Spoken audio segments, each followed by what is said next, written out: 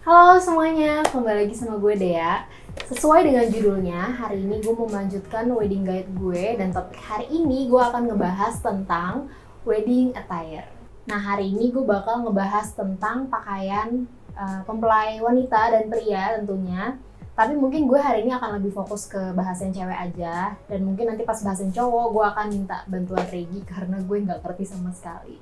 Sebelum kita mulai videonya, buat kalian yang emang lagi wedding preparation atau soon akan melaksanakan wedding, kindly help buat subscribe biar kalian juga tahu kalau misalnya ada video tentang wedding yang akan gue post lagi. Buat kalian yang mau tahu harga vendor-vendor pakaian buat wedding di pasaran tuh kayak gimana sih harganya, berapa sih range-nya, itu semuanya kalian bisa temuin price list-nya di description box bawah. Cuma di sini mungkin gue nggak akan ngebahas vendor itu satu-satu, gue akan ngasih tahu kalian aja mungkin top 3 gue yang mana dari vendor-vendor itu yang menurut gue oke banget. Dan yang menurut gue paling cantik dan punya karakteristik itu adalah yang pertama Myrna Miura, yang kedua Studio Boh, sama yang terakhir Surya Abduh. Kalau kalian ngeliat Instagram mereka pasti kalian juga udah tahu kalau misalnya mereka itu karakternya tuh kelihatan banget gitu loh. Jadi kayak lo tahu, oh ini baju desainer ini gitu. Sebenarnya ada lagi satu yang menurut gue ini kayak the best of the best sih, paling bagus se-Indonesia kayaknya. Tapi harga satu baju dia mungkin seharga total nikahan gue, jadi ya menurut lo aja. Dia adalah Sabto gitu, Sabto Jojo Kartiko. Dia emang keren banget sih sumpah. Kalau kalian punya luxury to spend that much on wedding dress, please pakai dia aja.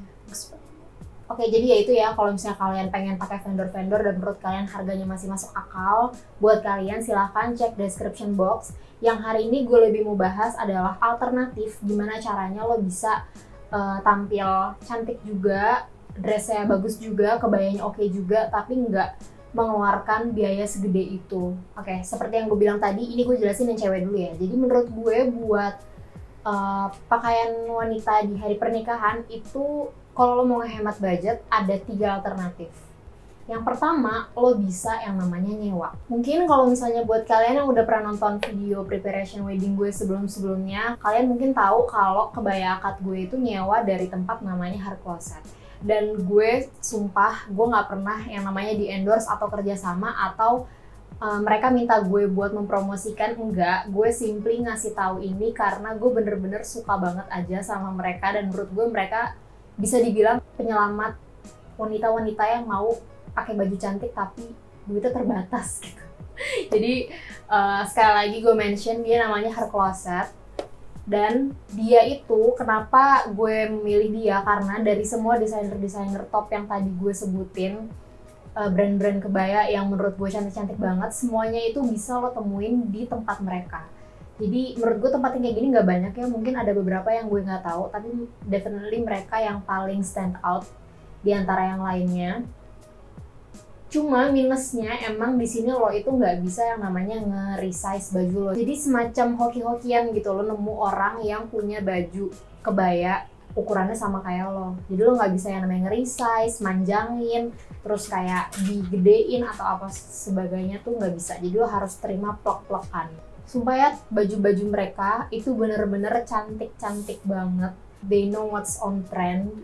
Gue bener-bener love banget sama koleksi mereka. Sumpah.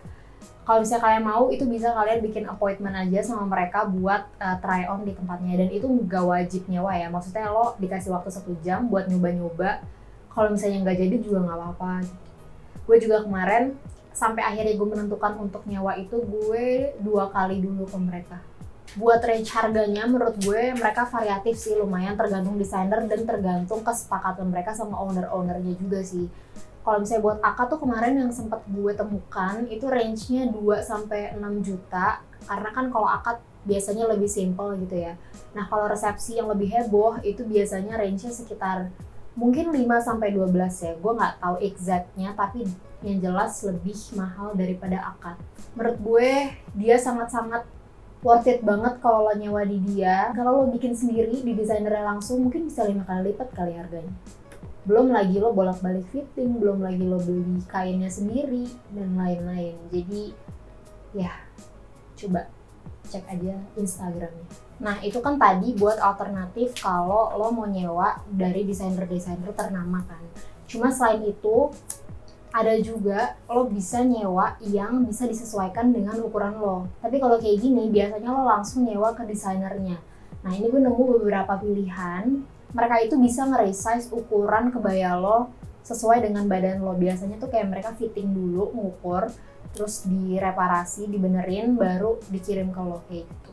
Nah ini harganya menurut gue masih sedikit lebih mahal daripada kalau nyewa di Hair Closet tadi. Ibaratnya misalnya kayak dengan harga yang sama di Hair Closet lo bisa dapet yang lebih heboh, tapi di mereka lo dapetnya yang lebih biasa gitu. Nah ini tergantung lo aja sih, ini bener-bener cocok-cocokan aja. Oke itu kan buat kebaya-kebaya ya. Selain kebaya, sebenarnya kalau misalnya kalian mau ngadain acara yang lebih ke santai atau internasional, itu banyak banget juga dress-dress putih yang satin-satin bridal gitu yang disewain juga, dan menurut gue ini masih jauh-jauh lebih affordable juga daripada lo langsung bikin di desainernya. Coba aja kalau misalnya kalian pengen ngadain nikahan di Bali mungkin, atau di pantai atau di mana, kita kan lebih cocok pakai baju-baju kayak gini ya daripada kebaya.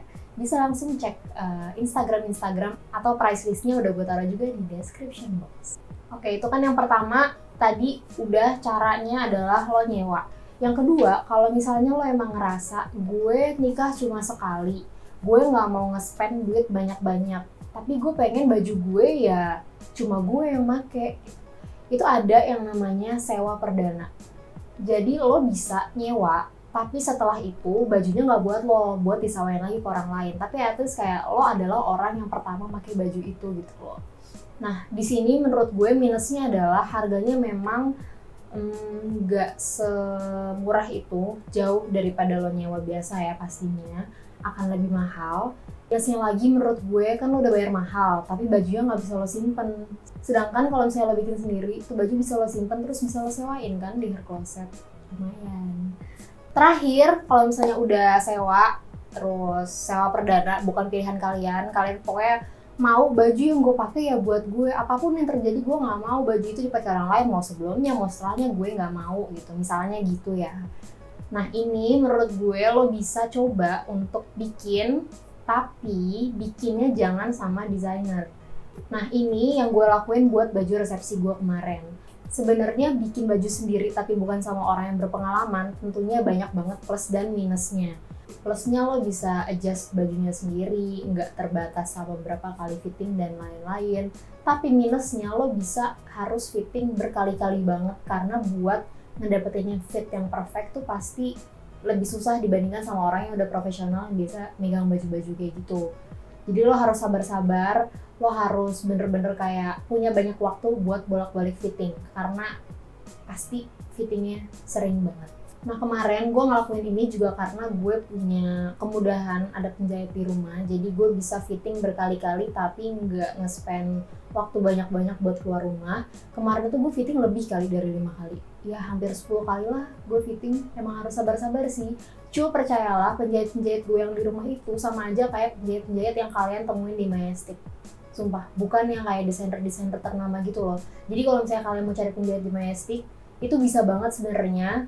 Cuma ya gitu tadi gue bilang, lo harus sabar dan lo harus nge-spend lebih banyak bahan. Kenapa lebih banyak bahan? Nah menurut gue kalau misalnya lo mau ngebikin baju sama orang yang belum profesional, lo harus yang namanya bikin baju dummy dulu. Jadi lo beli bahan aja yang mirip, gak usah bahan persis kayak yang lo mau pakai. Nah itu lo suruh mereka dulu bikin. Jadi kemarin itu gue bikin 2 baju buat dummy gue. Nah ini tuh bener-bener cuma bahan dasarnya doang, sama bahan tile-tile polos gitu yang gue beli. Kenapa gue bikin 2 model? Karena apa yang gue lihat biasanya di Pinterest itu belum tentu secantik itu di badan gue gitu loh. Jadi kan kalau misalnya desainer itu biasanya mereka bisa ngasih lo masukan kayak, oh badan lo tuh ininya lebar, pinggul lo ininya lebar, kayaknya lo cocok sama baju yang model kayak gini. Cuma penjahit-penjahit Majestic tuh nggak mungkin ngasih lo alternatif kayak gitu. Jadi lo harus mencari model yang tepat untuk diri lo sendiri, dan menurut gue cara paling tepat adalah lo suruh mereka bikin dan cobain di badan lo gitu. Nah kemarin itu setelah gue coba 2 model, akhirnya gue menemukan satu, oh ini baju kalau di fitting di badan gue lebih bagus lagi, akan bagus nih di badan gue dibandingkan model yang satunya lagi. Nah, kalau misalnya udah oke nih, barulah lo suruh mereka buat jahit pakai bahan lo yang sebenarnya. Jadi lo emang harus sabar buat bikin baju sama yang belum profesional. Tapi percayalah, range harganya tuh jauh banget. Kalau di designer kan lo bisa lihat sendiri ya harganya di description box. Kalau sama orang-orang yang domestik mungkin maksimum 1-2 gitu kali. Itu pun, tapi itu belum sama payet sih. Kemarin itu gue payet kebetulan ada orang di rumah juga. Tapi kalau yang gue cek payet-payet di pasaran, kalau lo mau heboh mampus, di mbak-mbak payet gue tuh paling 1 juta tuh udah bagus banget deh pokoknya. Kemarin buat bahan baju nikahan gue itu gue nemunya di pasar baru. Sebenarnya gue udah nyari ke banyak banget tempat, banyak banget toko. Kenapa akhirnya gue milih di pasar baru? Karena menurut gue dia yang paling gak pasaran tapi harganya masih masuk sama gue. Sebenarnya kalau misalnya lo mau cek di mall-mall itu juga banyak banget toko yang bagus-bagus ya, kayak Kosana lah, Anggrek Busana dan lain-lain. Pokoknya banyak banget.